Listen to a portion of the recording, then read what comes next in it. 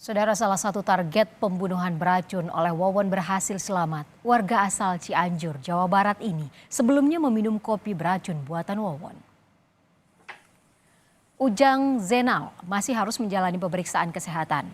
Tetangga tersangka pembunuhan berantai Wawon dan Solihun alias Dede ini sempat meminum kopi yang dicampur racun. Ujang sempat tak menyadari dirinya diracun. Ia berhasil selamat meski sempat pusing dan mual hingga hampir pingsan.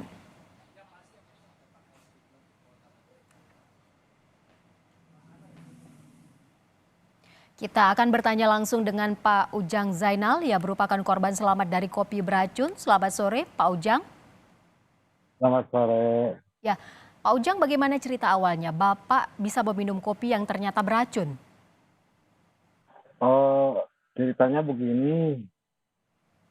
Pas azan maghrib, sholat maghrib gitu kan saya. Terus saya keluar, di atas etalase ada kopi satu set. Gitu. Katanya itu kopi dari depan, dari tempat pot kembang itu, pot bunga itu. Nah saya ambil, langsung saya seduh. Terus saya seduh gitu. Dicobain. Oh ini beda rasanya gitu. Nggak seperti biasanya gitu, kopi ini beda rasanya. Setelah Bapak minum kopi, apa yang Bapak Coba rasakan, satu kali. Pak Ujang? Ah, Setelah Bapak meminum kopi tadi, apa yang Bapak rasakan?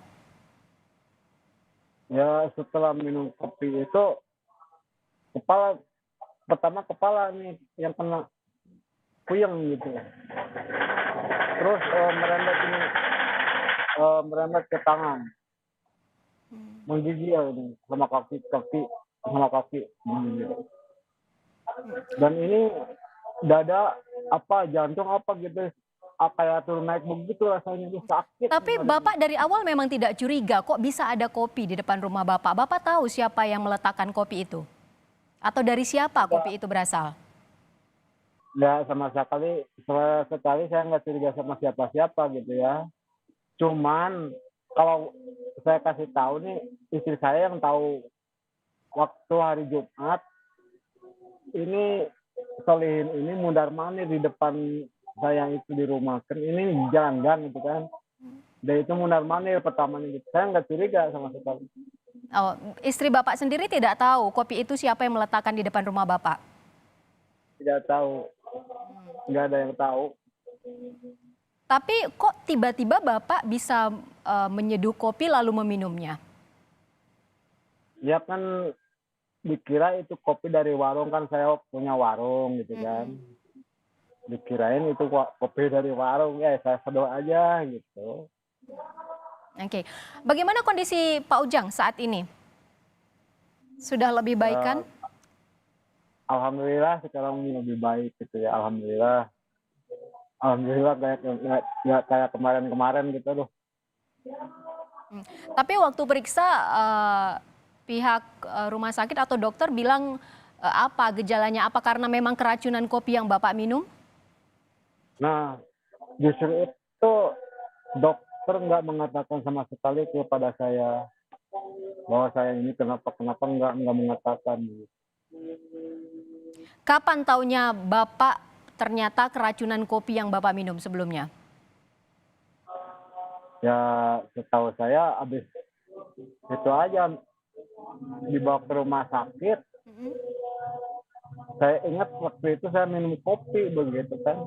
Tapi pihak rumah sakit sudah memberikan informasi penyebab Bapak akhirnya mengeluh sakit, mual dan pusing bahkan hampir pingsan. Ya, belum masih tahu. Pak Ujang, Bapak kenal dengan tersangka Solihin, dengan Wawon juga kenal? Kenal, orangnya dekat dengan saya nih, berdempetan lah. Rumah Bapak dekat dengan rumah Solihin? Dekat. Dekat. Bagaimana kehidupan sehari-hari Solihin alias Dulo ini? Kalau sehari-harinya biasa, dia gitu suka ke masjid gitu ya, biasa ibadahnya getol. Berarti biasa ya lewat depan rumah Bapak? Biasa lewat. Yang tetangga Bapak Solihin atau Wawon juga tetangga Bapak? tetangga saya juga Wawon, cuman Wawon mah beda RT-nya gitu. Kalau Wawan lebih Agak jauh jauh, rumahnya. nggak jauh sedikit, sedikit. Nggak seperti Solihin dekat. Mm-mm. Setelah tahu Solihin ditangkap polisi, akhirnya Bapak tahu bahwa Bapak merupakan salah satu target korban Solihin ini.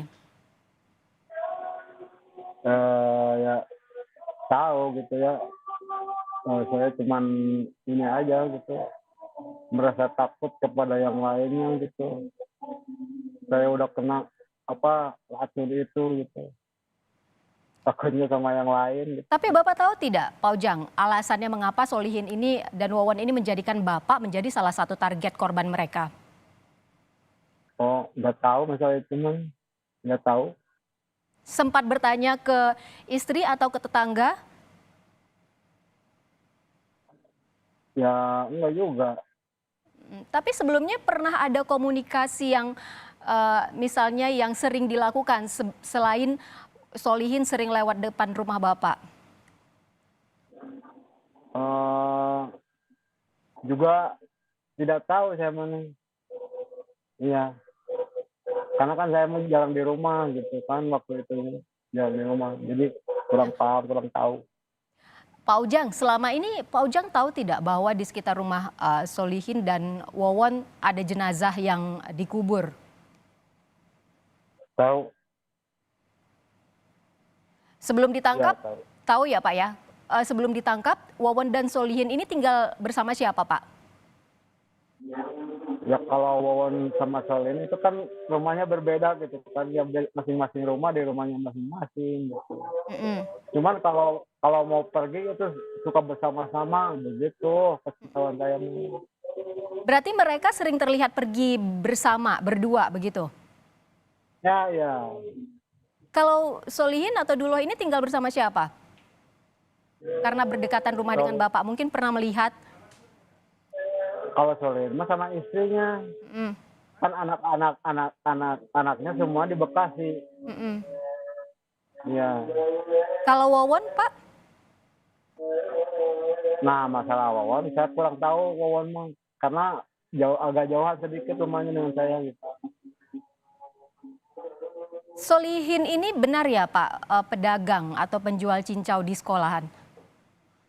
Betul.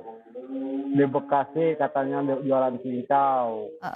Kata ada yang bilang juga suka online mengobati gitu, suka online mengobati.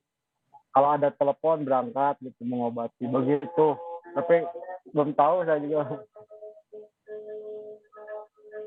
Pak Ujang, selama kasus ini bergulir, Pak Ujang pernah diperiksa polisi? Ya pernah diperiksa pas waktu itu sini pada kesini di rumah saya penuh di sini di rumah gitu.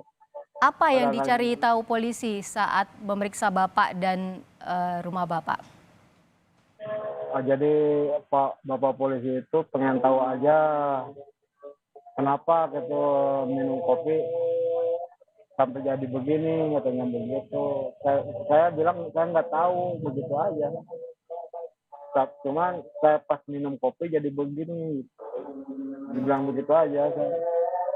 Itu sekarang kopinya sudah diambil pihak polisi jadi barang bukti atau bagaimana Pak?